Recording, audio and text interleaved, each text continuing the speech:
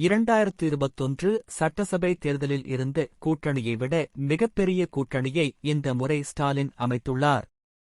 திமுக கூட்டணியில் காங்கிரஸ், மதிமுக, விசிக, Marxist communist, இந்திய communist, Kongu நாடு மக்கள் கட்சி, மக்கள் நீதி மய்யம், முஸ்லிம் லீக், தேமுதிக என பெரிய பட்டியலே இருக்கிறது. இந்த கூட்டணி கட்சிகள் எல்லாமே கடந்த முறையை விட அதிக தொகுதிகளை எதிர்பார்க்கின்றன.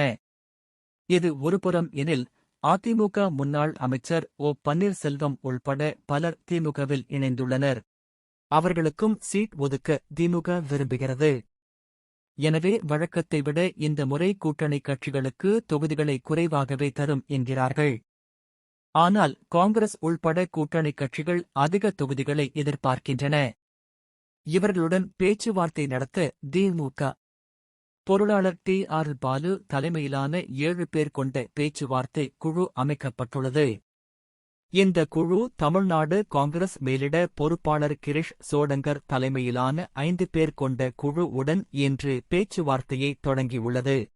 இதில் தமிழ்நாடு காங்கிரஸ் சார்பில் மேலிட பொறுப்பாளர் கிரிஷ் சோடங்கர், தமிழ்நாடு காங்கிரஸ் தலைவர் செல்வப் பெருந்தகை, சட்டமன்ற காங்கிரஸ் தலைவர் ராஜேஷ்குமார், தேசிய செயலாளர் நிவேதித் ஆல்வா ஆகிய 4 பேர் மட்டும் கலந்து கொண்டனர்.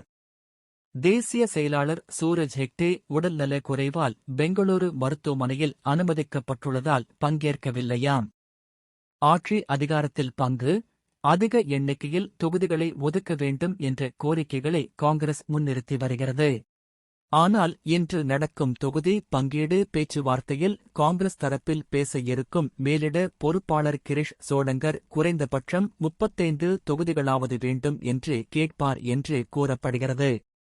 திமுக தரப்பில் ஏற்கனவே வழங்கப்பட்ட 25 தொகுதிகள் மட்டுமே வழங்கப்படும் என்று திமுக வட்டாரங்களில் அறியப்படுகிறது. எனவே இந்த பேச்சுவார்த்தை இன்றுடன் சுமூகமாக முடியுமா அல்லது காங்கிரஸ் பிடிவாதமாக இருக்குமா என்பதை பொறுத்திருந்துதான் பார்க்க வேண்டும்.